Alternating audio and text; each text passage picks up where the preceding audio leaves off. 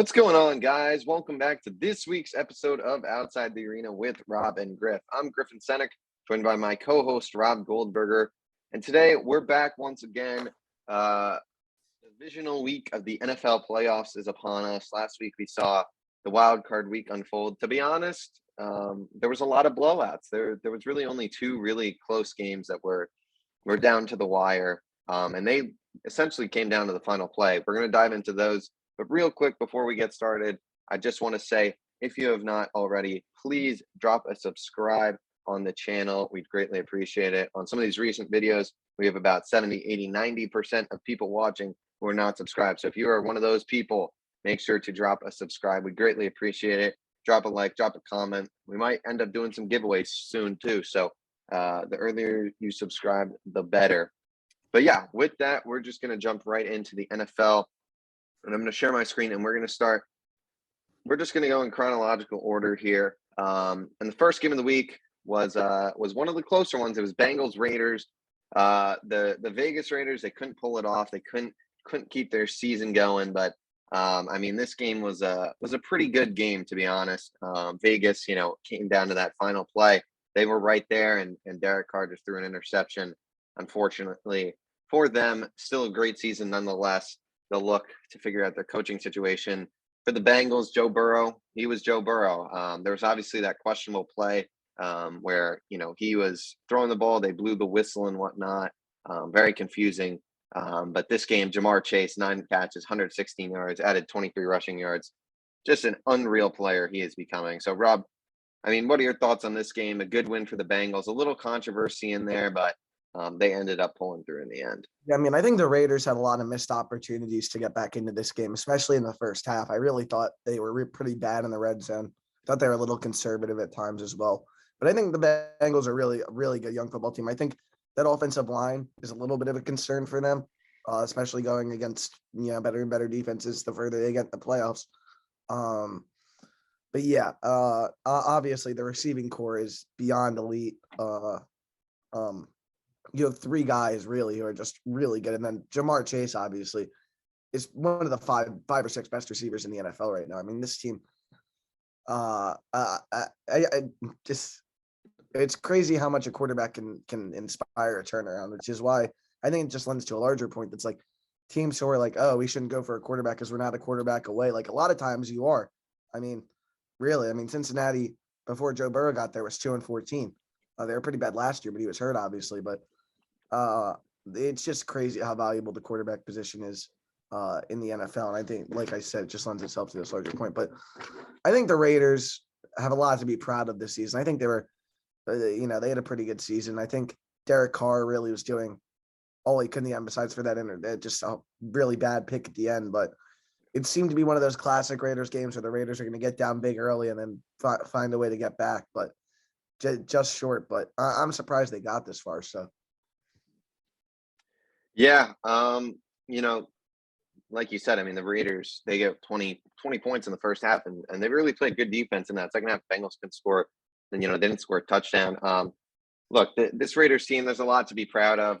They're going to have a clean slate this offseason, a new head coach potentially. Who, honestly, I think I forget, is his name like Rick Bashir or something like that? They're not going to hire him because I think they're cleaning out. They're cleaning house. I mean, they fired their GM. What was it, yesterday, 2 days ago? Mike Mayock. Yeah.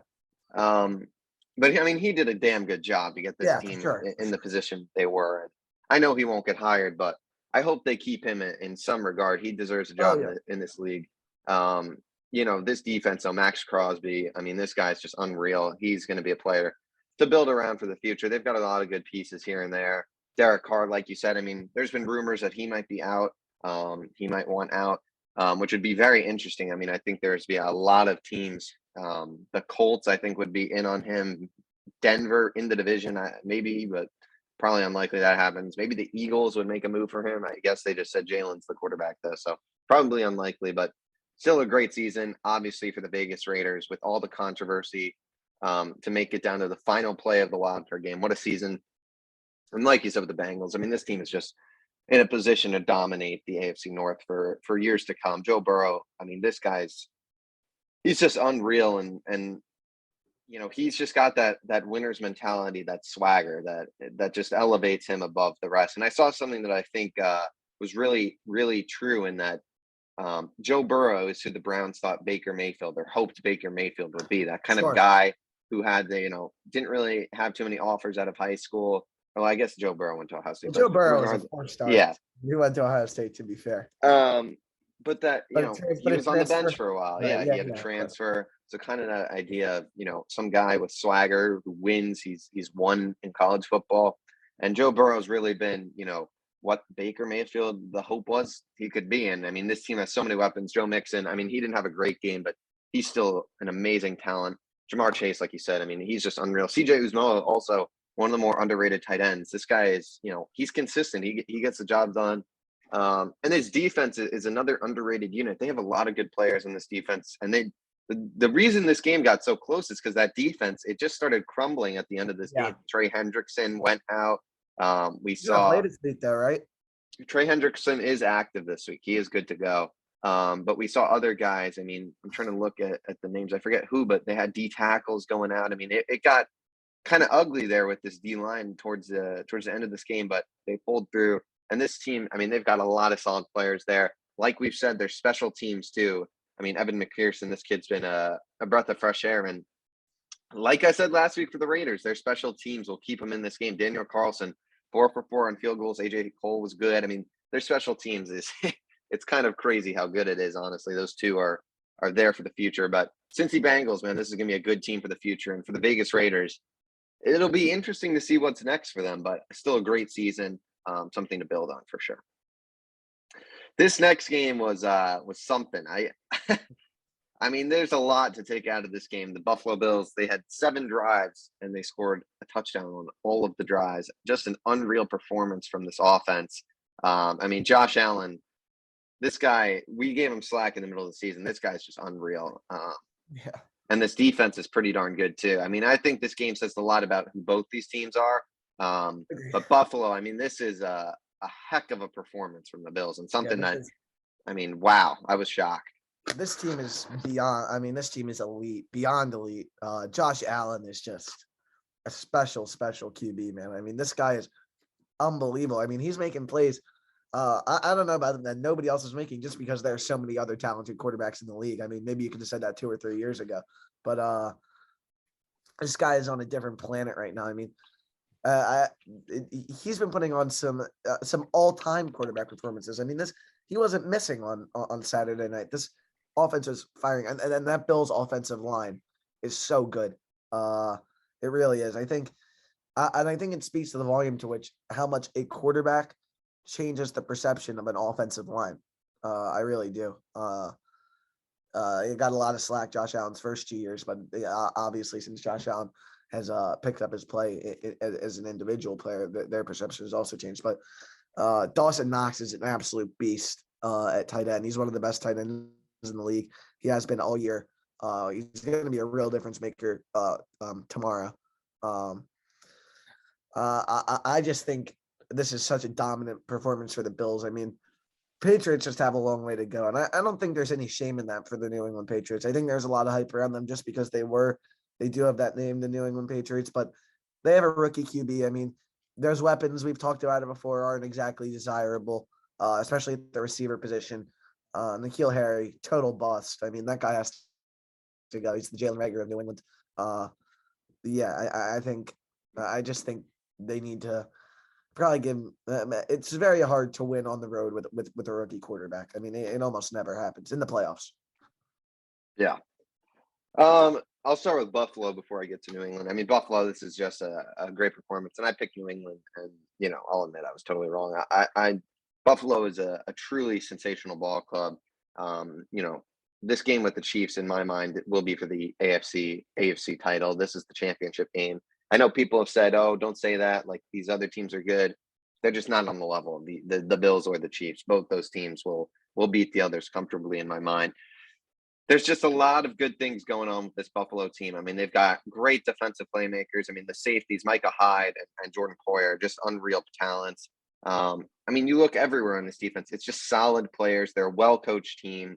They are going to start losing some guys. I know their assistant GM is now the GM of the Giants. So slowly but surely, it seems like this staff will start to kind of lose some guys, which will suck. But I mean, the talent Uh, is just unreal, and the emergence of Devin Singletary as a real workout force running back almost has been ginormous for this team, because that's what this team was missing, the ability to run the football outside of Josh Allen. And with Singletary, he has established himself as a consistent rusher. I mean, 5 yards a carry, 2 touchdowns, 80 yards. This is just what they needed. They were not rushing the ball, and this is why I think this team is easily can win the Super Bowl. It's yeah, just just to add on to that, I mean, I think the more telling number, the more important number for me, it's Josh Allen's rushing numbers. I think Josh Allen, they've really waited until last week to unlock him as a rusher, to fully throw the playbook at the New England Patriots as Josh Allen as a rusher, and it's almost unstoppable because this guy, I mean, I don't know why people seem to forget this, but this guy runs with the elites. I mean, this guy is one of the best athletes in the entire NFL.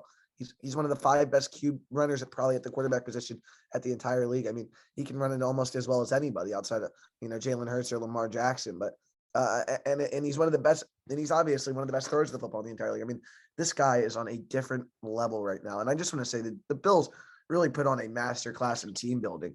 The way that they were patient about it, they slowly but surely built their pieces around their quarterback. The Stephon Diggs trade just worked out, couldn't have worked out any more perfectly. And they really built that defense up. I mean, it's just a great job in team building. yeah, And it that's why really you're a was. fascinating coach. Like, Yeah. Yeah, and then for the New England Patriots, I mean, you kind of hinted at it, but I think this team is kind of in need of a bit of an overhaul, to be honest. I mean, this defense, it's just, I mean, that was an embarrassing performance. I mean, the way they came out was just so flat. No one looked like they wanted to be there. I mean, there was just a lot of plays on that first or second drive before this game got out of reach where, they put pressure on it, and Josh Allen just, he either had so much time or just ran away and no one went to tackle him. I mean, this was just an awful performance.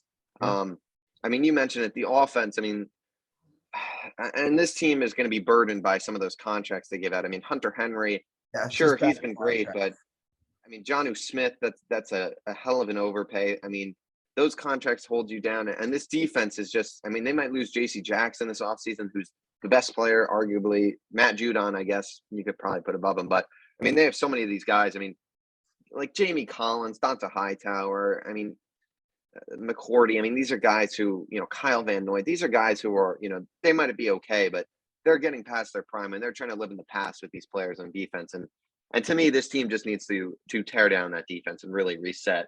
I don't think they're going to win anytime soon with this defense, even though it played good this year. I think they're in a need of a rebuild there. And offensively, they just don't have the weapons. So we'll see what happens. Mac Jones, I mean, look, this New England team was able to pull off some big wins when it was good at running the football. I think they have a great rush attack, but Mac Jones, I mean, he had good moments.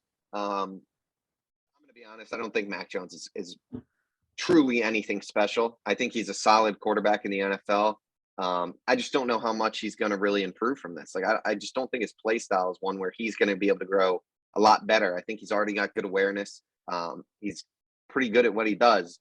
I don't really see him improving very much. I think obviously there's going to be room for improvement and he's going to get a game experience and whatnot, but I don't know. I don't think Mac Jones is really a superstar quarterback. I don't think he has that superstar potential. But I mean, he led this team to the playoffs. So props to him. And he had a great year, but we'll see what he does in year 2. But for New England, I think there's a lot of moving pieces that this team might have this offseason. It's just an older defense, and I think they need to get some youth there and get the next wave of the New England Patriots defense. I just think they're trying to live in the past with that defense in my mind. Yeah, I mean, I think they do have a lot of pieces though. Matt Judon, Christian Barrymore, JC Yeah. Jackson, obviously. Well, I if mean, JC Jackson, they lose him, then they're in the world of trouble. yeah, and then they're So we'll see, obviously, what happens. The next game is your Birds, the Philly Eagles. Completely embarrassed, to be honest. I mean, it was 31-0 before, the Eagles started putting up some garbage time points here. I mean, look, you can look at the Eagles. It's still a successful season. This team made the playoffs in a rebuilding year, in a year where they have 3 first-round picks.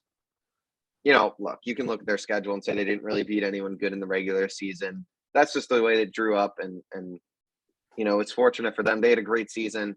Rob, I mean, I'll get your thoughts on this team, but obviously just not a good performance. against Tampa Bay, though, what can you expect? This is an elite football team with Tom Brady. It just wasn't going to happen in my mind, but still a great year for the Eagles nonetheless. Yeah, I mean, I think Jalen Hurts was just a disaster in this game, and there were really several points where, you thought the Eagles could have maybe gotten back into it a little bit, make it a 2-possession game, or even, they could have gotten 2 quick scores at the end of the first half. But Jalen Hurts is just missing open receivers again and again, and it was just such a concerning performance for me because I was really, starting to buy in on Jalen as the starter next year. I don't know about past that, but I don't know, man. I think if there's really a better quarterback out there, I think you might have to go get him. I mean, there's also the aspect of it where if Jalen's really the cheapest option and he's not going to be significantly upgraded to the level, I think, of maybe even a Russell Wilson, then I think you might as well just stick with Jalen. But I was pretty concerned by that performance. I mean, there's a throw, I'm sure we all saw it, to Devontae Smith in the end zone. Devontae put on a disgusting route on Jamel Dean, I believe it was. He was wide open, and Jalen Hurts just didn't see him. The same thing happened with Quez Watkins earlier in the game. There were 2 touchdowns right there. I don't know. It's just a little concerning because, to me, the same knocks on him coming out of college are sort of the same criticisms I would have on him now. He bails from the pocket too early, doesn't see the field too well, etc. So, yeah. Yeah. I mean, I think the Philly Eagles, you got to stick with them for another year. I don't think you can. I mean, it's interesting. This year, there's not going to be a quarterback this team's going to draft because it's not like this team was a top 10 pick. Jalen is also certainly going to benefit from the circumstances surrounding the quarterback class, obviously, this year. Yeah, definitely. And I mean, I think you'll give him one more year and see what happens. I don't think this guy's locked in as a franchise quarterback by any means. This guy has that New York Giants game comes to mind where it was just an awful performance against an awful team. So we'll see what happens. I mean, this Eagles team, Jalen Reagor, you got to expect that this team moves on from him. I'm surprised they haven't already cut him. Just a disaster he is. I mean, what an awful pick. I mean, the Eagles picks, we don't have to get into. Everyone knows who they could have taken over each of these receivers the past few years. It is what it is, but defensive. I just feel bad for Devontae. I mean, that guy's a player. That guy is a player, but look at that slop. Besides Smith, Goddard, and Sanders, I like Watkins too, but it's just slop. I mean, I hate Jalen Reagor so much. God. We don't have to go all the way in. No. I had some choice words for Jalen Reagor last weekend. Yeah. But I mean, this team is they're not there yet. Regardless of that, they're in the playoffs. We'll see what happens. And when it comes to Tampa Bay, I mean, Vita Vea is just ridiculously good. I mean, this guy is a game wrecker. He is such a game changer for the Buccaneers defense, and obviously Tom is he just played a perfect game. Mike Evans, I think really when you look at it, when it's all said and done, Mike Evans is going to walk into the Hall of Fame, and I feel like he's so consistently disrespected around. Like this guy is an elite number 1 receiver, in my opinion. I mean, I think he's one of the 10, 12 best receivers in the NFL. Yeah. I just think I'm not gonna there might pick to come out of the NFC. I think it doesn't matter. I really don't think it matters all too much who Tom has around them at receiver, as long as he has that O-line in front of him. The concern, obviously, is Tristan or the injury statuses of both Ryan Jensen and Tristan Wirfs. But I mean, when that offensive line is healthy, I'm not really sure it matters too much if Antonio Brown's out there, Cyril Grayson's out there, whether it's Gio Bernard, Leonard Fournette. It really doesn't matter. I don't think. Yeah. I mean, we'll see what happens with Tampa Bay. It was a great performance, obviously, what you expected to see out of them. And, we'll see if they get some more guys back. I'm not sure exactly what the status is with guys like Leonard Fournette. I guess we'll see when we predict that game. But, yeah. Now, this game was, this was a crazy – the best game of the week for me was this game, 49ers Cowboys. The others were blowouts. I don't even think we're going to spend too much time talking about the other games here. But what a game this was. I mean, the 49ers, Deebo Samuel, just a superstar player. I mean, you see the stats, 10 carries, 72 yards and a touchdown. Elijah Mitchell, I mean, this guy's a great running back. Jimmy G, I mean, the stats really don't do him pretty. He's playing banged up right now. Obviously, towards the end of this game, he really did not play well. But at the beginning of this game, he was doing his thing. George Kittle, I mean, they got to get this guy more involved. One catch is just purely unacceptable, to be honest. But yeah, I mean, the Dallas Cowboys, I mean, obviously there's a lot of controversy with that last play with the ref. Obviously, got to give the ref the ball. I mean, that was just an absolutely hysterical thing. You see the ref sprinting in from the 50-yard line. What a nightmare. I mean, just a storybook ending for how the Dallas Cowboys can end their season. CeeDee Lamb had one catch. I mean, there's a lot of things in this game. What are your thoughts on this, Rob? I mean, San Francisco, we both had them, I believe.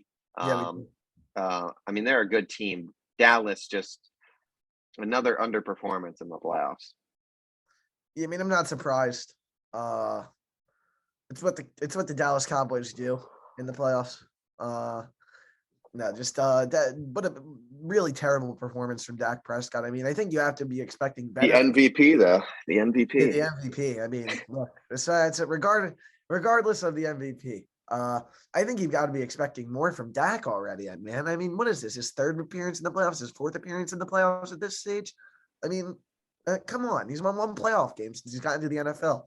I just think this is really not good for the Cowboys. And I think I can't believe they're going to keep Mike McCarthy after this. I can't. And there's obviously a really good chance that both of their coordinators walk. I mean, Dan Quinn will have a job if he wants one. I'm not really sure why. I think we already saw how that worked out, but whatever. I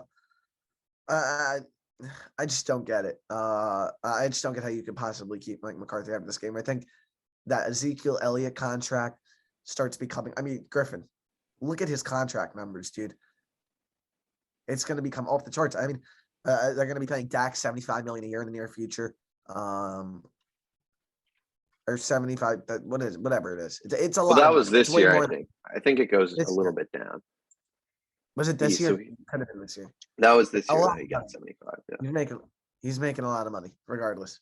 Yeah, I mean, like you said, I mean, Cedric Wilson having 4 more catches than CeeDee Lamb. I don't think that's really something that can happen for the Dallas Cowboys. And I also don't think the score really does, despite the fact that the Cowboys had a shot to win it. I really don't think the score does justice to just how thoroughly the Cowboys were dominated for almost the entire game. I mean, Jimmy G's brain lapse really is what let them back into this game. I mean, they were dominated. I mean, yeah, I just think the Cowboys are really far off.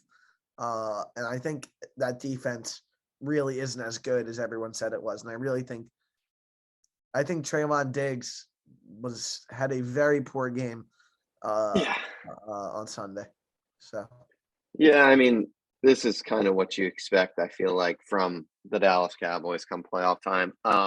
Zeke Elliott, like you mentioned, I mean, this is just 12 for 31 is just it's disgusting to see, honestly, how quickly he's regressed. I mean, at this point, you got to start Tony Pollard over him. I mean, I just don't see how you can run out Zeke. And I know you can't get rid of him. You can't get rid of him at this point. Oh no, you can't get rid of Zeke. He's going to be there, and he's going to be getting he's going to be getting paid. I mean, look, he might have been banged up. I mean, he looked good at the beginning of the year. We don't really know what the deal was with him. Obviously, he's going to remain there.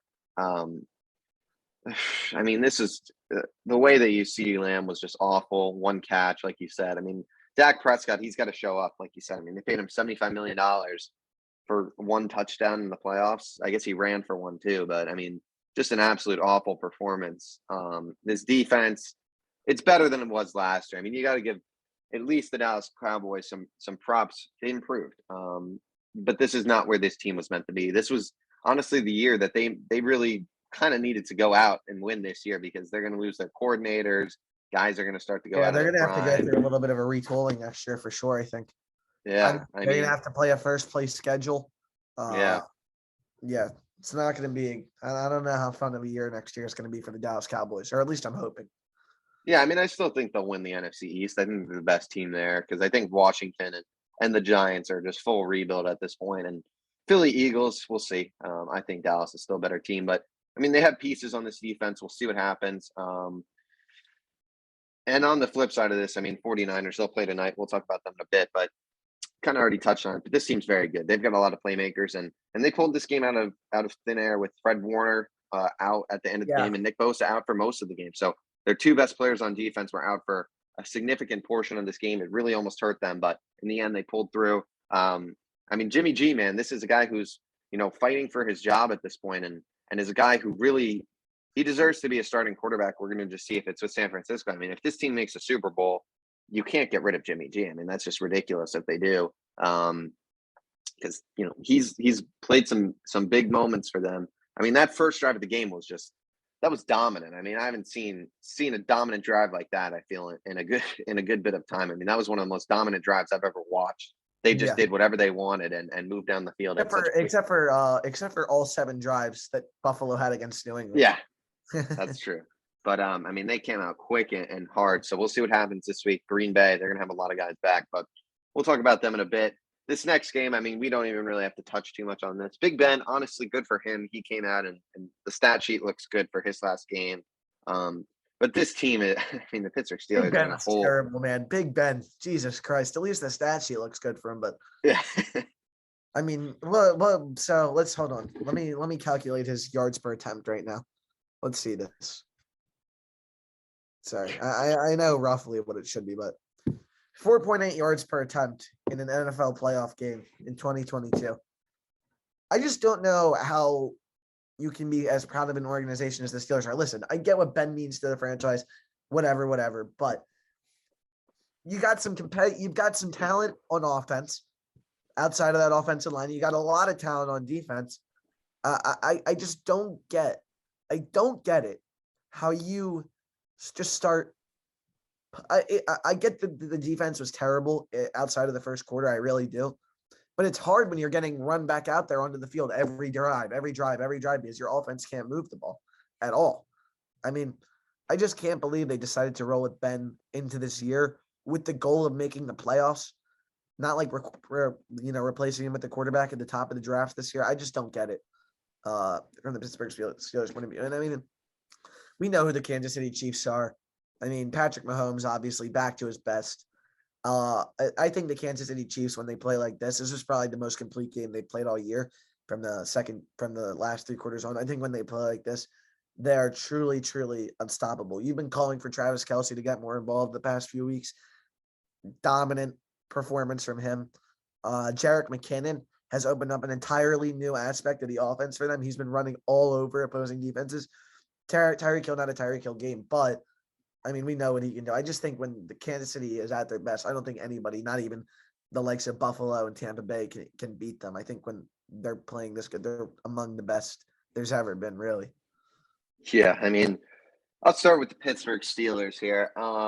Yeah, Big Ben, we know that's it for him. Like I said, stat sheet looks nice for him, good for him.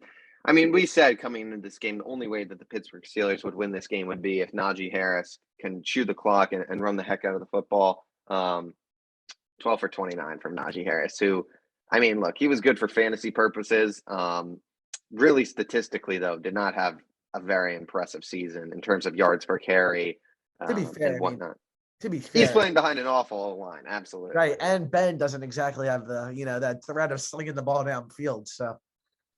I mean, they've got some weapons on offense. Juju's a free agent. I mean, Deontay Johnson, he had some bad drops in this game.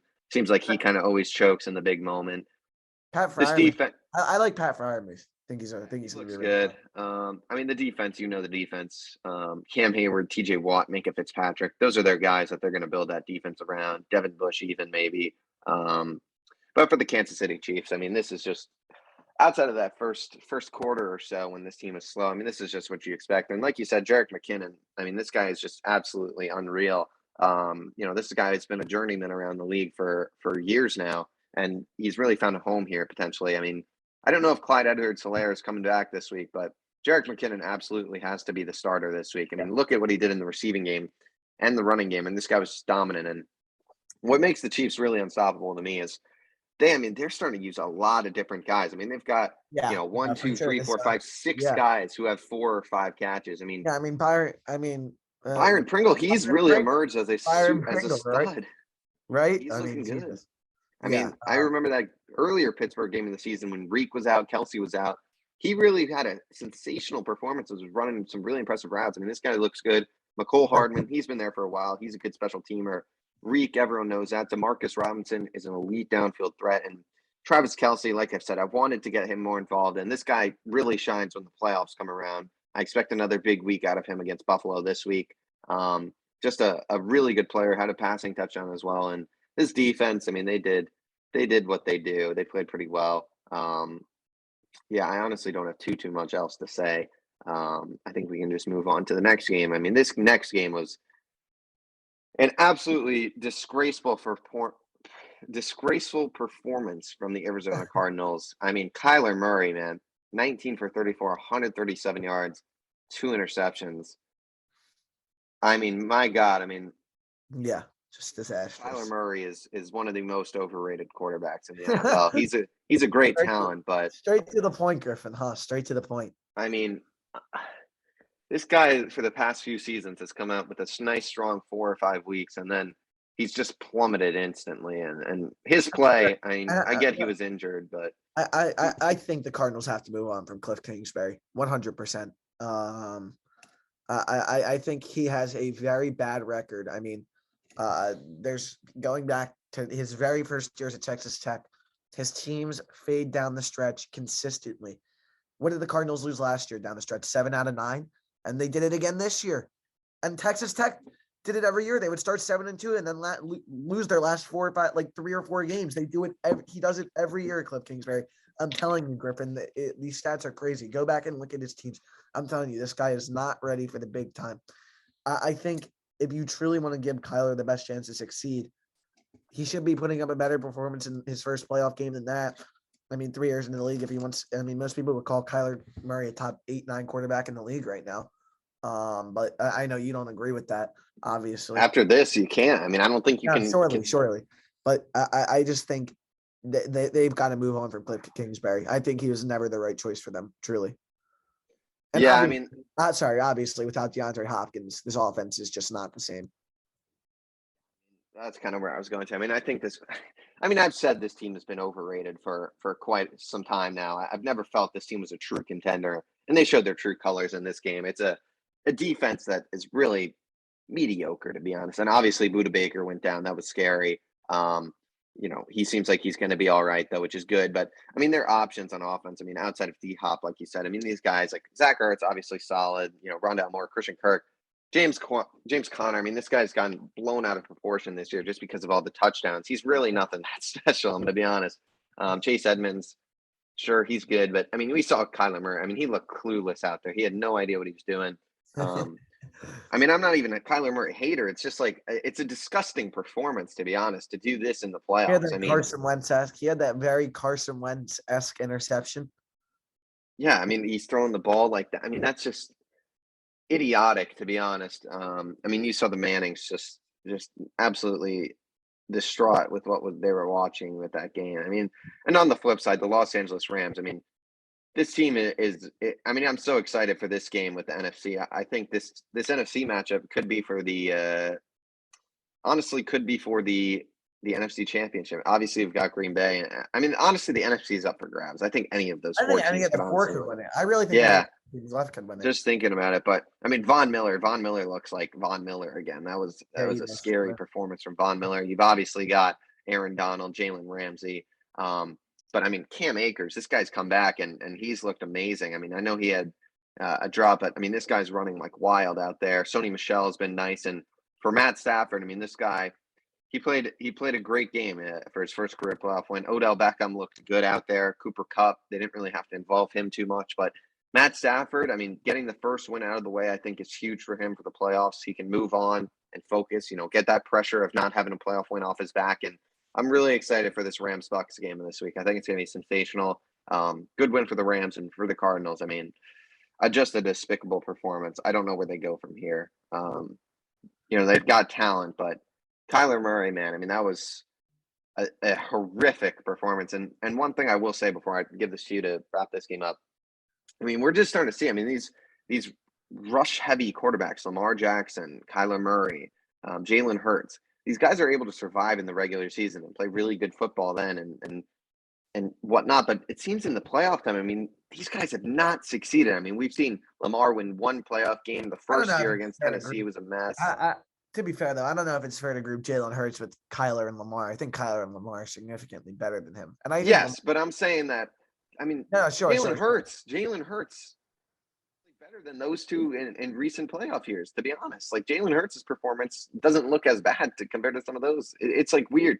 I mean, it's just I'm just trying to say I think that this this is a type of quarterback that's really emerged, this dual threat option with run heavy, and a lot of it's had a lot of success, but can these guys win a Super Bowl? I don't know, and that's what I kind of think, and that's what we're seeing in these playoffs. These guys are losing in the first round of the playoffs with good teams. I mean, To be I fair, don't know. if on the flip side of that, though, you do have a guy like Josh Allen who can use his legs. Yes, Josh Allen. I think Josh Allen's. I would consider not to group him with Lamar and Kyler because I think Lamar and Kyler are really truly like the run heavy. I think Josh Allen is really like. I think he's a different breed. I just think Lamar is so much better than Kyler, personally. I mean, Lamar had a really bad year, though. Like, really bad year. He was hurt, though. I think, let's see. How many games did he play this year? Like 12? I don't know. I can't give Lamar. I mean, Lamar really was. I just think Lamar is so disrespected, man. I really do. I think he's a great player, but I don't know. Do you have any thoughts on the rest of this game, or do you want to move on? No, I mean, I think you covered it. I think this is just disgusting performance. They got to move on from this coaching staff, Griffin. I'm telling you before they regret it. Yeah. All right. All right. First game of the week today. We got 4 games. I mean, we're down to 7 games left in the NFL season. It's crazy. Bengals Titans. This is going to be a good game. Derrick Henry back. He will not have a snap count, so that's going to be really interesting to see. It adds a whole nother level to this game. If Derrick Henry wasn't here, I would say this would be an absolute horrific performance from Tennessee and a big win for the Bengals. But now that Derrick Henry's here, it's going to be an interesting game. What are you thinking for this one? I'm going with Cincinnati here. I just think you've said it. You sort of just said it, but I think that the team who is elite at throwing the ball will beat the team who is running the ball, elite at running the ball, almost 1,000 times out of 1,000. I mean, the best rushing attack maybe I've ever seen was the 2019 AFC playoffs, with Titans, and they had a decent performance in the AFC Championship game, but the Chiefs, because they could throw the ball over the field, beat them. And I think this will always happen. I think the Bengals, I just trust Joe Burrow more than I trust Ryan Tannehill. And I think, obviously, Derrick Henry had a very interesting quote the other day. He was like, yeah, I'm fine. Something along the lines of like, yeah, I'm fine other than the steel plate in my foot. And it's like, what? What are you talking about, Derrick Henry? I mean, but yeah, I'm going with Cincinnati here. I think you and I have shared similar feelings on Tennessee all season. I think we both thought they had a nice couple run and wins earlier in the year, but I don't think they're as strong as any of the other teams left around them in the AFC playoffs. Yeah, I mean, it's incredible the Tennessee Titans got the 1 seed in the AFC. I mean, it just blows my mind, but I'm going to pick the Cincy Bengals here. I mean, I'm going to be honest, Ryan Tannehill, regardless if this team's a 1 seed, he has played horrific this season. I mean, he has really regressed. I mean, it's been ugly, and obviously Derrick Henry, the Titans will lean on him, but let's be honest, he's not going to be 100% in this game. Like, he's not going to be running all over the field, and who knows what we're going to get, like, honestly. He's coming off a broken foot. So I don't know. I just think the Cincy Bengals, like you said, that ability to throw the ball is just so elite. And I mean, who on this Tennessee team? I mean, I know they've got guys like Kevin Byard in the secondary, but I mean, they're not going to be able to guard Jamar Chase. They're not going to be able to guard T. Higgins and Tyler Boyd, all 3 of those guys with Joe Mixon to worry about too. I mean, that's just a nightmare for them. I think Cincy's a really good team, and Joe Burrow, I just think I'd take Joe Burrow over Ryan Tannehill a million times. I think Joe Burrow is better than Ryan Tannehill's ever been in his career at this point already. So I'm going to go with the Bengals. I think this team, I mean, what a run it's going to be for them. They're going to be, in my mind, a win away from the Super Bowl. So we'll see what happens. Probably, though, Tennessee will come out and win this game somehow, 40-0, since we both picked the Bengals.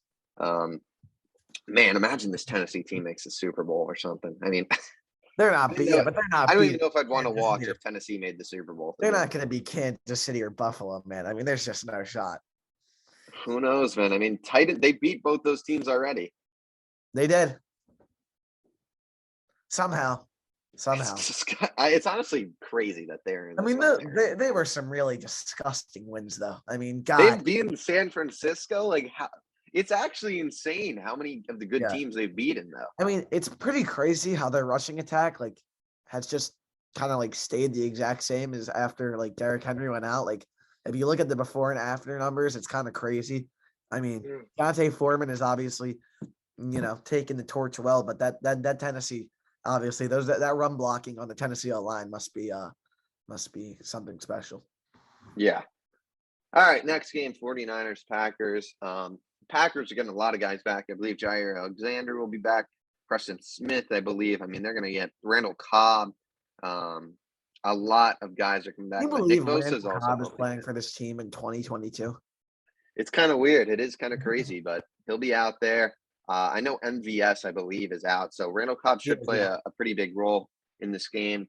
I'm going to pick the Green Bay Packers. As much as I believe in the San Francisco 49ers, and as much as I think they can win this game, I just think Green Bay is just going to be too much to handle. I mean, Aaron Rodgers, I've been high on Jimmy G this year, but compared to Aaron Rodgers, I mean, it's just a really big difference in the quarterbacking. And when you've got a guy like Devontae Adams to throw the ball to, it's going to be ugly. And, Bakhtiari's on the O-line. The Packers, they've got weapons. They're going to do their thing. And I think these defensive guys, I don't think they'll all be 100% in playing like they really are at the level that they can play at. But just getting some of these guys back the way they've played already this year is just going to make this team even better. So I'm going to pick Green Bay.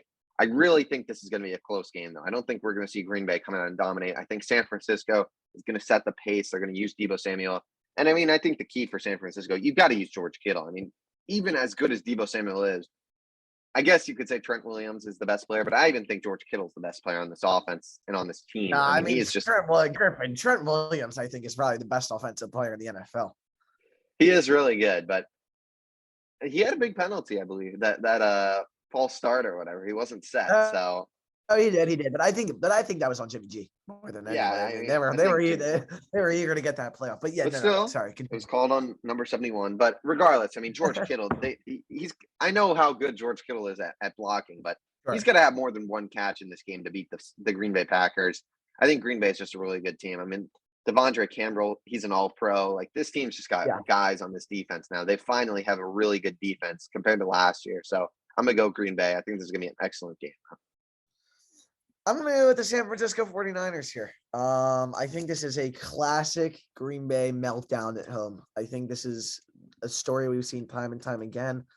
And I think this 49ers team is the perfect team to go into Lambeau and win. I mean, I think if you were to almost pick any team in the NFL to go into Lambeau and win, I think the 49ers would have to be high on the list just because of the way they can run the ball. I mean, Elijah Mitchell, obviously, and then Deebo Samuel, obviously, as a game of running. I mean, it's going to be 5 degrees tonight.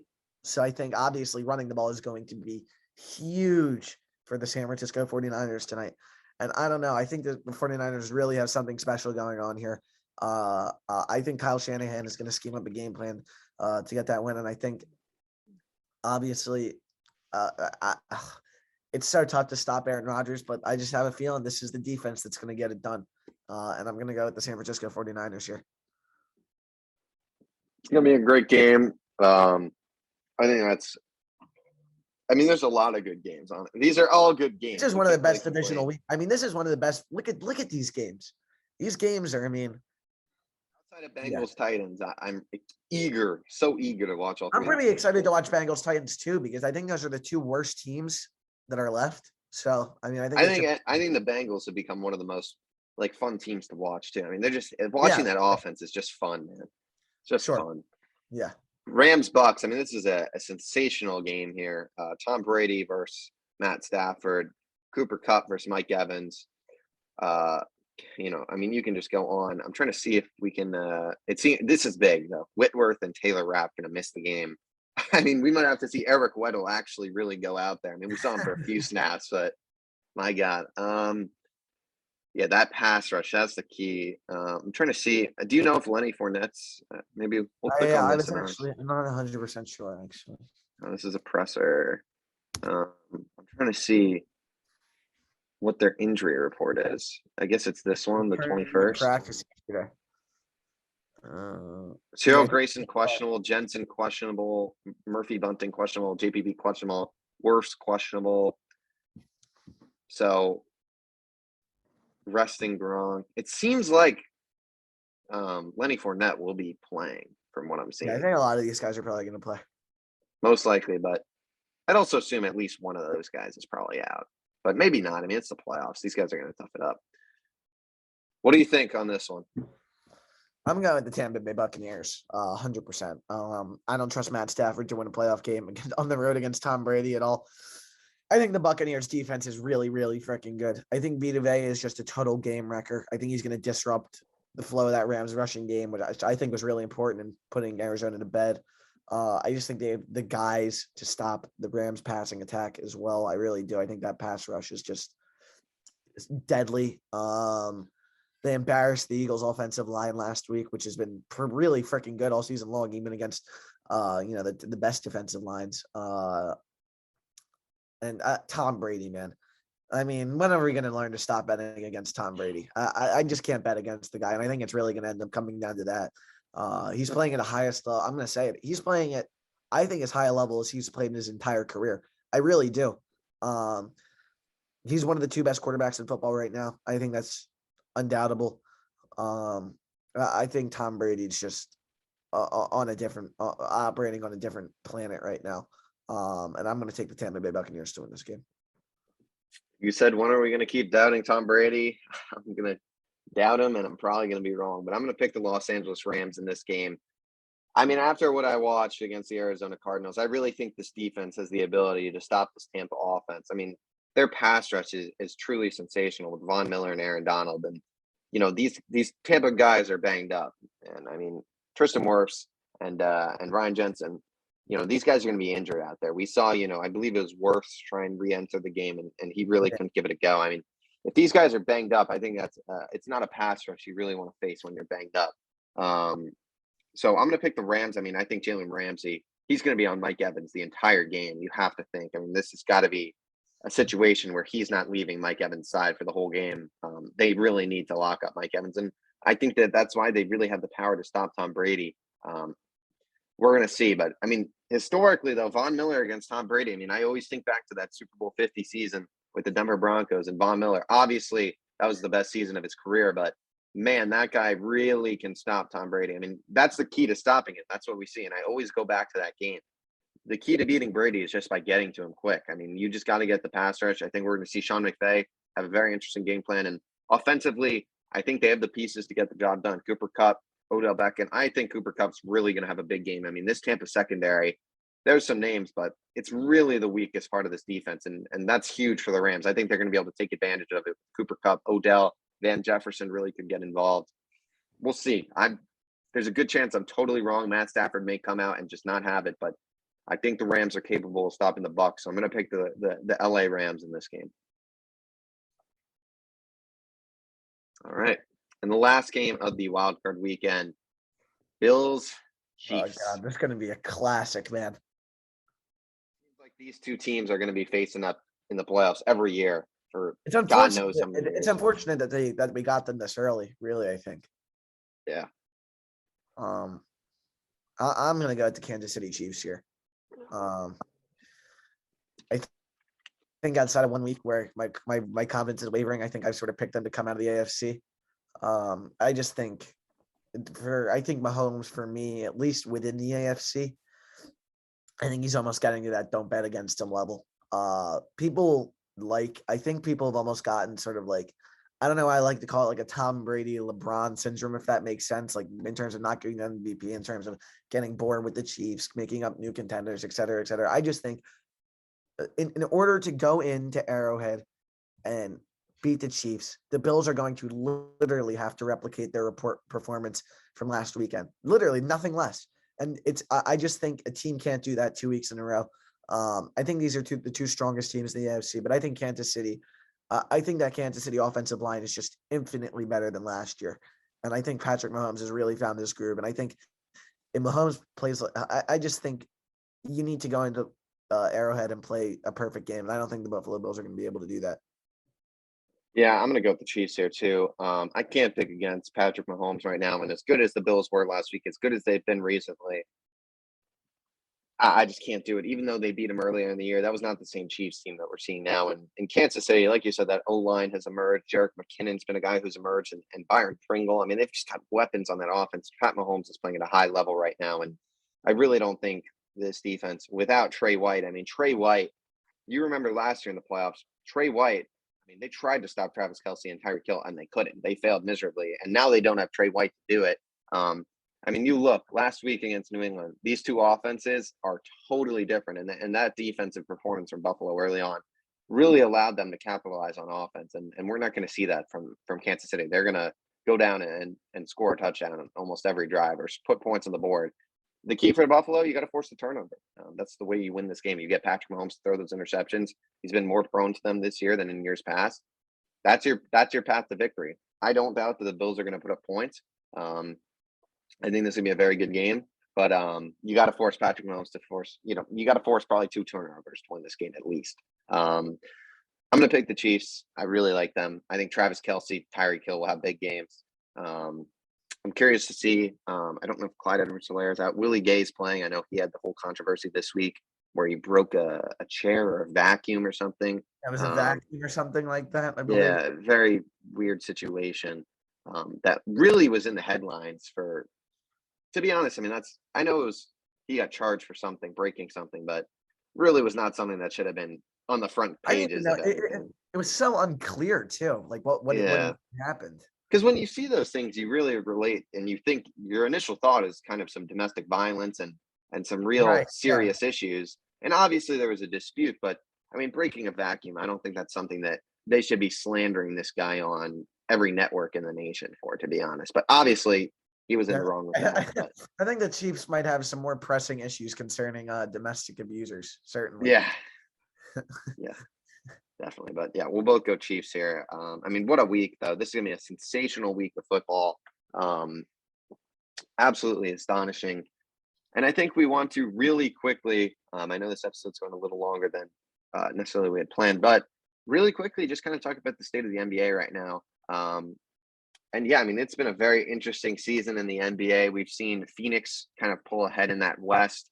I mean, there's the Lakers. I mean, let's start with the Lakers, I guess, if we're going to talk about this. Yeah. I mean, Russell Westbrook, I mean, this is just, he's broken at this point. This is just, broken. I don't know if it's, I don't even know what's going on.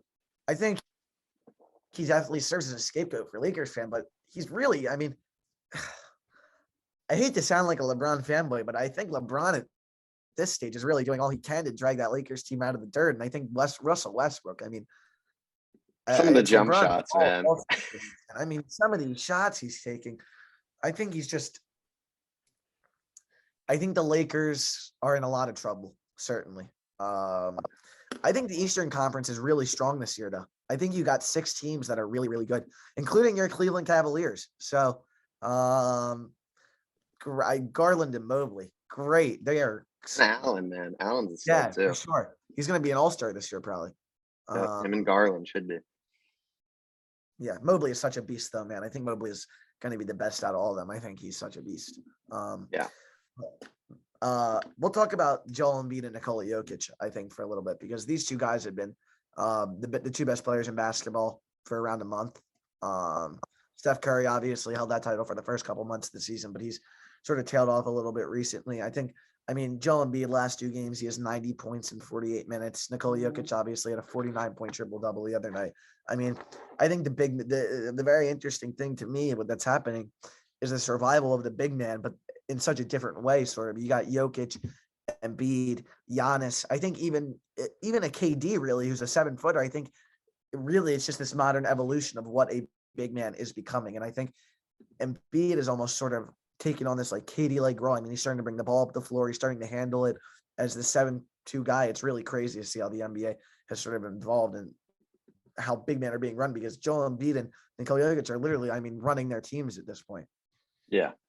Those guys are, I mean, they're sensational. I mean, you see the last 13 games, I think it is, for Joel Embiid, and he's been like about 30 points every game. I mean, he's just on a tear right now. And Nikola Jokic, I mean, this guy's just unreal. He's been playing unreal basketball for multiple years now. I mean, he was MVP last year, I believe, if I'm not mistaken, and he's played great. I mean, the Nuggets right now, obviously, 23-21, not where they want to be per se, but he's doing everything they can.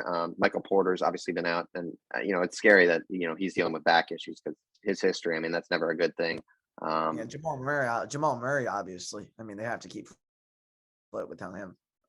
Obviously, I mean, he's probably not going to return until March or April, unfortunately. But yeah, I think the Nets are. I think just with this whole Kyrie thing, I think it's going to be very tough for them to win. Just because if you have a game 7 at home and he's not playing, right? Not only does that mess up the chemistry, I mean, obviously it hurts your chances of winning. I would say the Milwaukee Bucks have got to be the favorite to come out of the East at this point. Giannis is playing as well as he's ever played, which is a scary sentence to say. The big men in the NBA, man, I keep saying it. It's just, I mean, it's really crazy. I mean, but I think the Nets are in a little bit of a danger zone right now. I think you got KD out for 6 weeks. You got Kyrie not going to be able to play half the games. And obviously, I mean, we know how great of a player James Harden is, but the rest of that Nets roster, I mean, Patty Mills, LaMarcus Aldridge really isn't too strong. So I think you have a shot. I think there's a shot the Nets could really slip down to the 5-6 seed in the East and get a pretty undesirable first round matchup with the likes of the Miami Heat. I mean, I think it's just I think the NBA has returned to a place where there is a ton of parity. And for about 6 years, a lot of people were losing interest because that wasn't the case. It was the same 2-3 teams, but I'm glad that that's not the case, and you're going to see a lot of new faces in the coming years.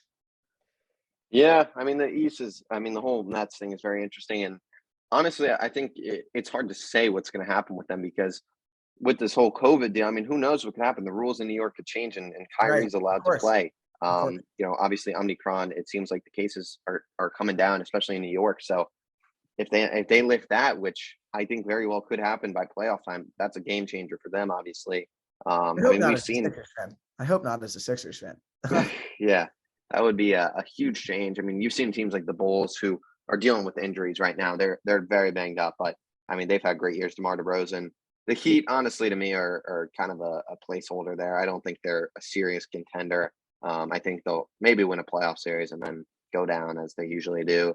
Bucks, obviously, I mean, they're elite with Giannis. And Cleveland, I mean, I'll talk about them for a sec. I mean, I don't know if this team's a team that can win the championship, obviously, but this is a very good ball club in my mind. A huge, huge leap in this rebuild for them, and they're in a spot now where, I think that a lot of people compare their season to last year's Knicks season, which I think is sure No, the I don't result agree is the with that. same, Yeah. but absolutely not the same stage because the Cleveland Cavs right now, I mean, their young talent is just unreal. They've got 3 elite young players on their team, as well as guys like obviously Sexton's out. Isaac Okoro's emerges a Isaac solid Okoro is defender. huge. Yeah. They've got good role players. Laurie Markkinen, Kevin Love off the bench has been amazing. Chetty Osman has been good.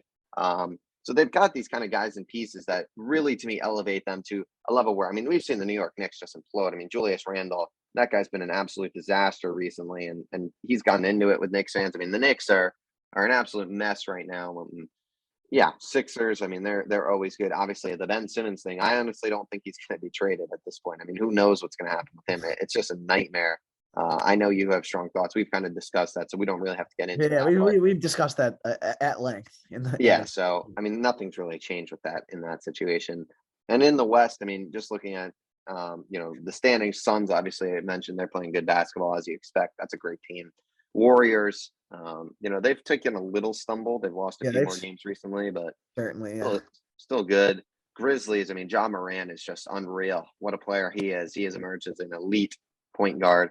Jazz, they're kind of another placeholder in my mind. They've got good pieces, but this team's not going to win. They've really been. I think the number one issue with the Utah Jazz is their chemistry is so out of whack. It's kind of crazy. I mean, a lot of guys don't seem to like Rudy Gobert on that team, and the issue is when Rudy Gobert, they just went 1-6 without Rudy Gobert. So it's like you're really they need Rudy Gobert, that's for sure. Yeah. I mean, you're really not that good without him. So like, I get he's annoying, but you probably have to put up with him because you just went 1-6 without him. So, yeah, I mean, just some tough issues for the Utah Jazz at this point.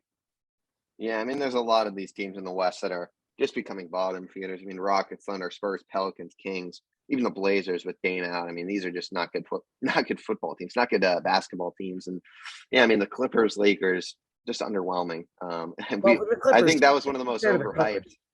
To be fair to the Clippers, I mean, obviously, Paul George and Kawhi probably going to be out for a while, unfortunately.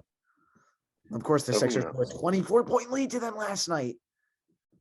And put the Cavs in 5th place in the East, so I'll take that. Oh, so annoying. At It's least crazy. I mean, there's a chance one of those Cavs or Sixers teams is going to be, in the play-in because the Hornets are right there. They're only a yeah, half so, game behind the Sixers. They're having a good year, so that's scary, man. You don't want to go in the play-in. That's awful. yeah, the plan is just I think the Hornets will probably still end up in the plan out of those 3 teams Yeah, to me. But yeah.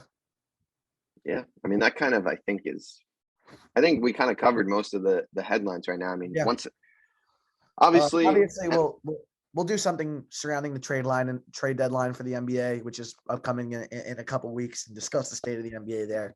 So look out for that, I guess. as soon as the football season ends, I mean, we're going to get draft coverage underway. Yeah. A little bit into the off season, we'll start rolling out mock drafts every few weeks or so. Those are always fun. NFL free agency, obviously the MLB, who knows what's happening? They're meeting on Monday. Hopefully they sort that out. I mean, that's a really bad situation. It's looking like right now, potentially for baseball, not what they need at all. So we'll see what happens, obviously. But once that lockout ends, we're going to be talking a lot of MLB, talking NBA. If there's anything else you want us to talk about, drop it below. Obviously, UFC 270s tonight, too. Francis Ngannou will look to defend his belt against Cyril Gane, as well as the flyweight title, Brandon Moreno and Davison Figueiredo. Should be a good event there. Boxing, there's a lot of good fights potentially to make. I mean, there's a lot of good things in sports. Obviously, it's not the busiest week, though, and this is the time of the year where NFL reigns supreme. So that's what you'll see the most out of us. But with that, thank you guys so much for watching. Like I said earlier, please drop a subscribe, like, comment, do everything there. Follow us both on Instagram. That'll be in the description, as well as our podcast Instagram at Outside the Arena Podcast. Check us out, Apple Podcasts, Spotify at Outside the Arena. And with that, thank you guys for watching. Enjoy the divisional round of the NFL, and we'll see you next week on Outside the Arena.